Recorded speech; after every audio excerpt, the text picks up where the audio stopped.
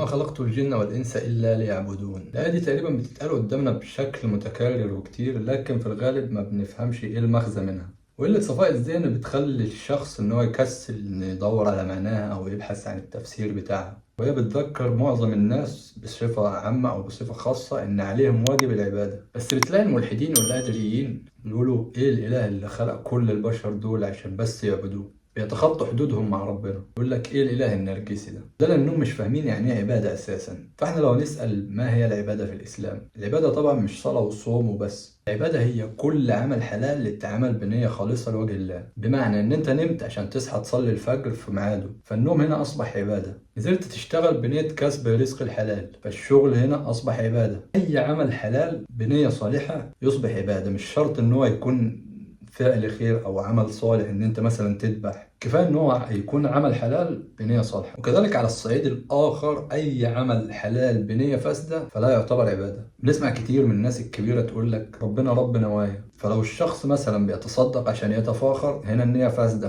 فالعمل ده ما اصبحش عباده. هو بيصلي بنيه ان هو يتفاخر قدام الناس بصلاته، فالصلاه هنا ما بقتش عباده، وهنا كده بيحبط عمله. احنا كده لسه ما خلصناش مفهوم العبادة، فتعالى نتخيل تخيل بسيط كده يوضح الموضوع اكتر من كده. مثلا دلوقتي تبسمك في وجه اخيك المسلم صدقة. انت دلوقتي تبسمت في وجه اخيك، فهل تعلم يعني هل تقدر عندك المقدرة ان انت تعرف ان ربنا قبل ولا ما قبلش؟ طبعا ما تعرفش، مفيش حد يقدر يعرف هل ربنا تقبل العمل ده ولا لا. فانت بين كل عمل وعمل صالح محتاج تكون بين حاجتين، بين شوقين. الاول وهو رجاء ان انت ترجو ان ربنا يقبل عملك. التاني واللي هو ان انت تكون في خوف جميل كده، خوف يخليك تطور من نفسك، خوف ان ربنا ما يقبلش عملك. طب احنا دلوقتي بقينا بين شوقين، خوف ورجاء. رجاء ان ربنا يقبل عملي، وخوف من ان نيتي يكون فيها حاجه كده ولا كده فربنا لم يقبل عملي. المفروض اعمل ايه بقى تاني؟ هتعمل عمل صالح تاني. تحاول تتحرى ان نيتك تكون صالحه عن العمل اللي قبله. شايف حد كبير شال تقيله، رحت شلتها معاه. شفت دخلت ميكروباص وانا في المواصلات لقيت ان في واحده ست كبيره واقفه، هقوم من على الكرسي واخليها تقعد. طب حلو قوي كده، المفروض اعمل بقى إيه تاني؟ اروح اعمل عمل صالح تاني بنية صالحة تانية. شوف العظمة فين، انت طول الوقت ماشي بتعمل اعمال صالحة بنية صالحة. اذا انا طول الوقت في تطور مستمر، في نفع وخدمة للناس. اذا العبادة هي حالة من التطور المستمر، ان انت بانك تعمل اعمال صالحة بنية صالحة. فربنا خلقنا كلنا علشان نكون في حالة من التطور المستمر بالعبادة، بإن احنا نعمل أعمال صالحة بنية خالصة. كل أفعالنا وكل حركاتنا، حتى كل سكناتنا. يعني كل سكناتنا، يعني أنا دلوقتي لما أسكت، هل دي عبادة؟ ممكن تبقى عبادة. حديث الشريف بيقول من كان يؤمن بالله واليوم الآخر فليقل خيرا أو ليصمت. فانت لما تسكت علشان تعرف ان كلامك مش هيكون فيه خير في الوقت ده، فانت كده فعلا عملت عبادة. في حديث شريف عن الرسول صلى الله عليه وسلم بيقول انا زعيم ببيت في رغد الجنة لمن ترك المراء وان كان محقا.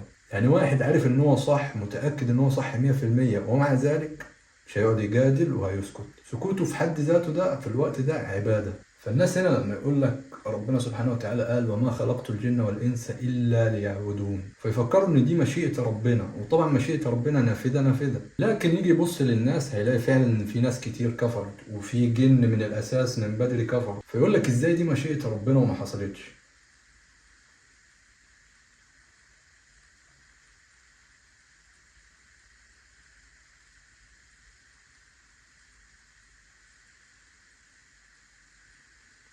لكن احنا كبشر دلوقتي موجودين وعندنا إرادة إن احنا نختار بين الحق والباطل. ربنا قال وما خلقت الجن والإنس إلا ليعبدون. اللام هنا مش تدل على إن ربنا شاء إن كل البشر يعبدوه، بل إنه ادانا الاختيار، حق الاختيار في إن احنا نختار بين الحق والباطل. وفي دليل على كده لما نيجي نبص للملائكة هنلاقيهم إن هم ما بيعملوش حاجة غير إن هم يعبدوا ربنا.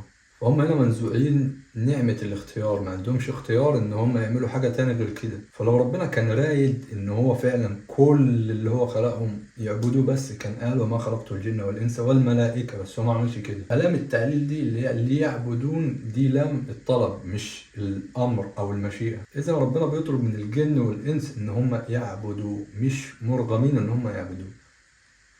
فاحنا الانسان هنا بيختار بقى بين ان هو يعبد ربنا وان هو ما بيعبدوش، او ان هو يختار الطريق الحق او طريق الباطل. ودي نعمة انعمها الله علينا، لا نعمة الاختيار. بس كده، إن وفقت طبعا في نقل الرسالة دي فهو توفيقي إلا بالله، وإن كان في خطأ فهو خطأ مني ومن الشيطان. صلى على الحبيب عليه أفضل الصلاة والسلام، وشارك الفيديو مع غيرك يمكن يستفيد من الفيديو ده. شكرا على المشاهدة، ونشوفك الحلقة اللي جاية.